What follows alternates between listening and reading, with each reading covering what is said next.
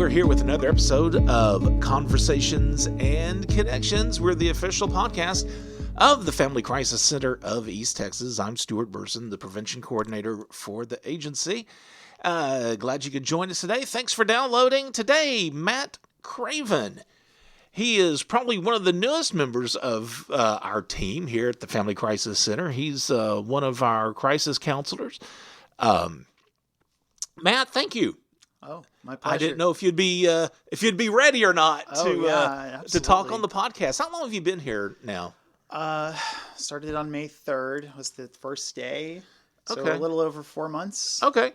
So you've been here for a while now. Months. Yeah. Math may be off the top of my head, but not a few months. So I guess as one of the newest members, at least of our counseling staff, what's been the experience like so far? It's been great. Definitely a learning experience, just kind of with any new job, getting acclimated and trying to figure out where everything is and who to talk to for what. But as far as the actual counseling work, it's been pretty wonderful to be able to get in there and talk with people and really see what their worldview and experiences have been and kind of help them get to where they want to eventually be. Yeah. So is this your first gig as far as counseling goes? After post graduate work, yes. Okay. We have to do 2 separate internships before we even get to this. There's a lot of gates you got to get through before you get there, and this is kind of the final gate before you're free to have complete 100% autonomy. Which is about that 18 months of supervision under supervisor. And it's this, but yeah, this is my first postgraduate work, or I guess you say postgraduate because Yeah. So yeah, it's but it's been great. It's been exciting.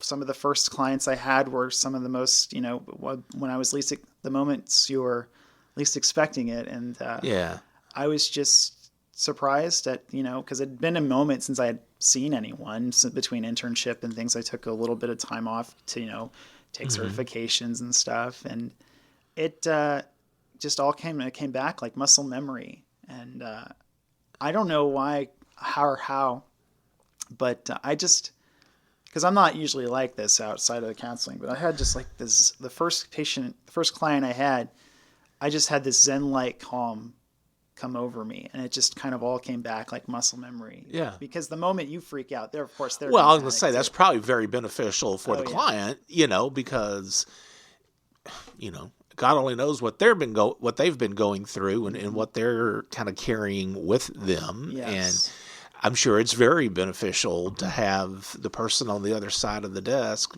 having the, as you call it, the Zen piece.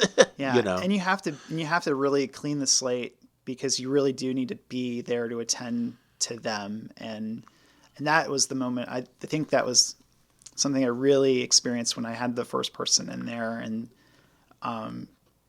it was not a planned, scheduled visit. So that's another instance. And trying to protect everyone's confidentiality, of course. So it just was not scheduled. And it was just happy that I was there and I was available and had the opportunity. But it was very unexpected. So it was kind of exciting and nervous. But then the moment you get in there, it was really something else. Yeah. One of the things I'm interested to ask you is, probably the majority of the clients we serve are female. Mm-hmm. Being a man talking to female clients about domestic violence issues or whatever they've gone through, sexual assault or whatever, how do you believe the client feels about that? If you're a woman and you're a survivor of a domestic violence situation or sexual assault situation, and you do need counseling, and you're talking to a man, how How receptive are they to that? In my experience so far, some of them have been pretty open about it. They want to move forward, and no matter whatever that may take, if it's with a male or female counselor. Okay. And then there are some exceptions to that where some clients will not say it outright. I had contact with one client who was not, she just was not being transparent about exactly wanting a female counselor, but the longer we talked, it came out, and it's like, okay, that's fine. And I respect that. But I'll be honest, I was very apprehensive about becoming a counselor, working with people just like, what business do I have helping doing that?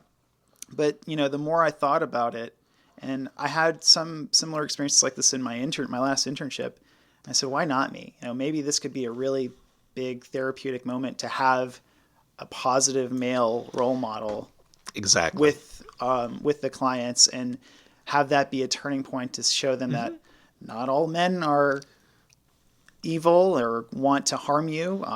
Some actually may want to help. Some may, be form future relationships, friendships, partnerships, what have you. So I think it could be a really pivotal moment for some of our clients. Well, and that's kind of how being a man doing prevention work, I think that's what sometimes even kind of excites me a little bit about doing the prevention work, to say, hey, look, not all men exhibit the toxic masculinity traits and the and all of that. Look, I'm a man, but I can still tell you how to be respectful and how to check that man card at the door. And because the majority of people in prevention work are female, just from my experience going to conventions and conferences and things like that. So I kind of feel the same way. I think it's almost refreshing to see a man in this line of work, to show that, hey, not all men, it may be a man because of the reason you're here, but not all men are going to be that way. Yeah, exactly. So that's cool. I know you probably haven't seen just a ton of clients yet, and you don't even have to maybe go on just your experience here, but with the clients you have seen, has there been a commonality when you're looking at survivors of domestic violence? They're very tired, physically, mentally, just completely fatigued. And that's, the common question. You hear counselors on television stuff. They say, like, how do you feel, or how does that make you feel? And I try to avoid that as much as I can, because I don't want to be, your stereotypical counselor, because that's how most people see and perceive counseling. So I really just try to find my own way of saying it. And I'm just like, how are you doing? And more often than not, one of the answers I get is that I'm tired, and I can sense it. And then you say it. And even when you say that, like, think about the word, it almost is like an onomatopoeia. Like, you just hear like their whole, like, this shroud come down, like from their like head to their shoulders, and just like something just hits you. And I empathize with that, because, this is a very mentally exhausting job. So that's kind of an opportunity where we can explore those feelings and talk about, where those come from, and what would it be like if you weren't tired? How would it feel? What would it mean for you? And then we have something kind of to begin working towards and finding a way to change that. Yeah. Okay. Awesome. Has there been anything that's opened your eyes about survivors of domestic violence or sexual assault since you started working here? I know you're a trained counselor. You are licensed, so I'm sure there's nothing that, well, I don't know, I may be wrong. There may has been something that has surprised you. But was there anything maybe you've encountered that you wasn't expecting, or is that if that question makes sense? Yeah. If you know what I'm asking. As far as things I wasn't expecting, Or something you may have realized, or have something that opened your eyes about this world. I think it's a great question. I want to say that anybody, can be a victim of domestic violence, sexual assault. And I want to try to stray away from using the word victim because it's stigmatizing. Yeah. But I still catch myself doing that. We try to say survivor if we can. Me too. So about the survivors, they could be literally anyone. It can be any age group, any socioeconomic status. It literally could be anyone. Often we hear about, like people say when we go out and do like prevention or capacities or things like that, this doesn't happen here. Well, it does. It just isn't reported or you don't know about it. Yeah. And it really can happen to anyone. Some populations are more stricken than others, unfortunately, but that I think is the thing that really has been eye-opening, that it could be anyone, any age. That's I think the biggest thing. It's that there's just been such a broad spectrum of age groups that I've seen since I've been working. Well, so speaking of that, have you had the opportunity to, or have you counseled any children or kids since you've been here? Some, not too many, because now they're going back to school and the availability is a lot more difficult. But there have been some, and those are the ones that are kind of, they hit the hardest when you are done. You have to be very mindful of like what you're feeling in the moment, and then process that immediately so you don't take it home with you. Of those I've seen, like those are the ones that I think that are the most challenging for me, because it's children and they don't have a lot of autonomy or things or control over their immediate world. So yeah, I have seen a few, and I enjoyed them for the most part. But it can be very challenging. To say the least. Sure. What is it about counseling that you've really that you enjoy the most? I really enjoy watching people change from the moment that they come into a session, from the initial one, being very apprehensive for reasons that, we discussed, like not wanting to talk to a male counselor, which I usually will address right away, because we don't want to spend time in counseling if you're not comfortable. Because they may not want to hurt your feelings, right? And say that, but then at the same time, then they may not open up like they should, maybe about a lot of things. Yeah, it's a very ironic concept. You have to get comfortable to then get uncomfortable with these thoughts and feelings that you have or have yet to express, and then find some middle ground in between all of that. So it's really amazing to watch people change and grow and transform, whether they go no matter what direction they go in, no matter what happens within counseling or how they apply it outside of counseling, which is where a lot of it really happens. This is like the home base, right? And then you go out and you do recon and you figure out what works for you, what doesn't. And then you come back and we talk about it again and we regroup. But that's I think the most exciting thing about what we do. Okay. Excellent. So are you from here? I am not, no. Where are you from? That's a loaded question. I sound like you're a little reluctant to divulge. Well, that. it's just that I grew up in South Carolina, in a rural town, probably the size of a local town here in East Texas, in Angelina County. And then I moved from there. When I was 16, I moved to Florida right before I graduated from high school. And I did everything I needed to do in order to qualify for in-state tuition. So I stayed there for a few more years. Then after that, I moved home again, back to South Carolina. Lived there for about 6 months, then went to Maine, lived there for another 3, and then I moved to Pennsylvania for another 3.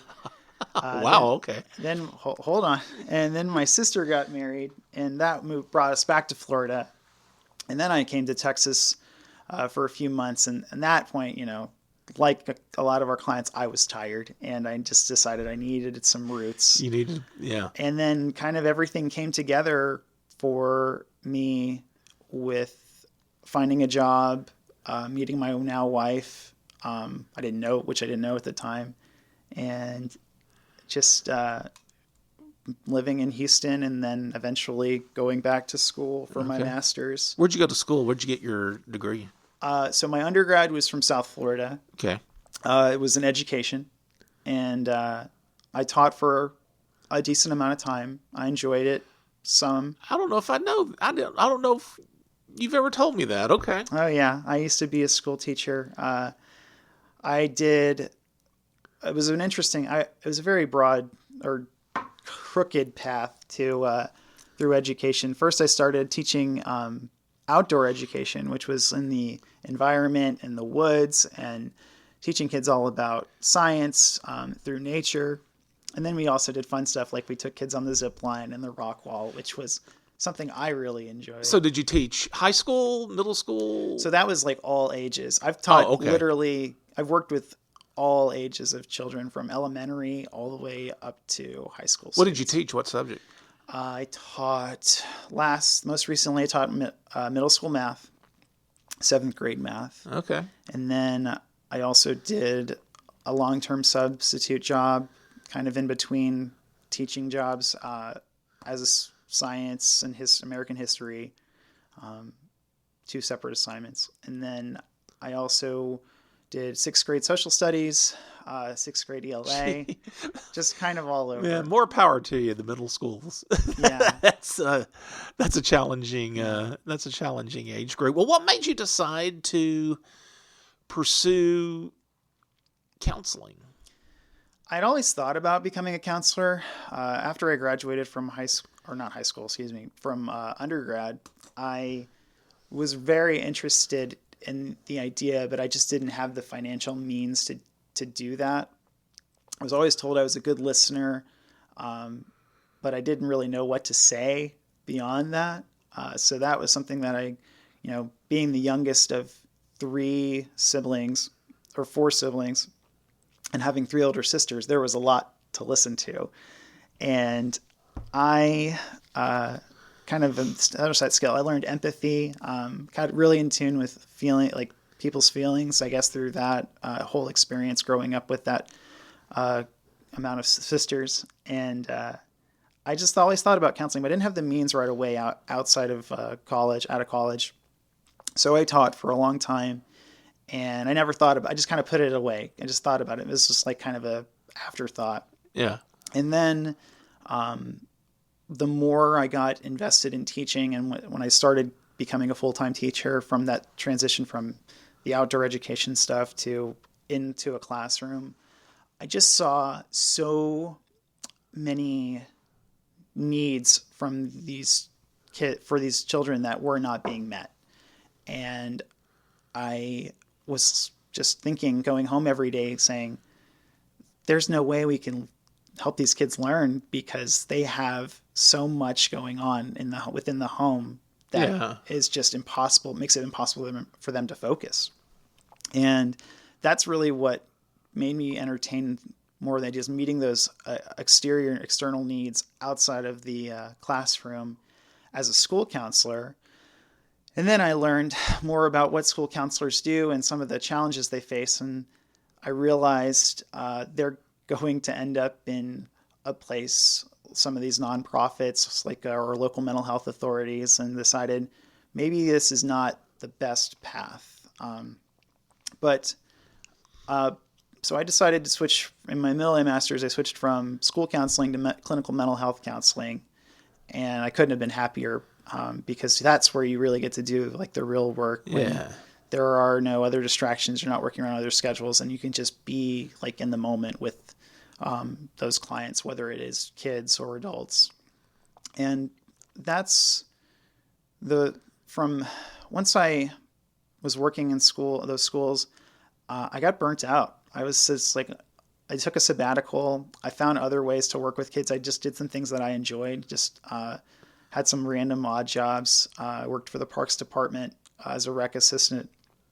And I also worked at a retro video game store, which was a lot of fun. But I realized once I kind of grew as far as I could in those jobs, I decided, that it's time to look into something else. Yeah. So I revisited the counseling, and I decided, we can do this now. There was a program here in Nacogdoches, and I said, well, that's not far away. That's not terrible. We could make this work. Mm-hmm. And I interviewed with Dr. Selmanson and Dr. Larson, who is unfortunately no longer with us, and Dr. Castillo, and it was a great experience. And I found out right away that they wanted to accept me into the program, but under school counseling. But the longer I was in it, the more they got to know me, and I knew them. They decided maybe it might be better if you were to switch to clinical health. I jumped around there a little bit, but that's kind of how I ended up becoming where I am now. Yeah. It was a pretty long and winding path, but I really do feel that I'm where I need to be. Yeah, well, Matt, I wish you a long and happy career here at the Family Crisis Center. And again, I appreciate you being a willing participant of course. on the podcast today. Matt Craven, he's one of our clinical counselors here at the agency, the newest one that we have. And again, thanks a lot, Matt. All right, Appreciate you for having it. me. If you have any questions about what you've heard today, you can email us. Our email address for the podcast is conversationsandconnections@fccet.com. Also, if you feel like you need our services, if you feel like you need services from the Family Crisis Center, we do have a 24-hour-a-day, 7-day-a-week hotline. That number is 1-800-828-7233. And give us a subscribe. If you like what you hear, be sure to subscribe. You can subscribe to the podcast via Spotify, Apple Podcasts, Google Podcasts, or pretty much any podcast service of your choice. And remember, be the voice, if not for you, for someone else.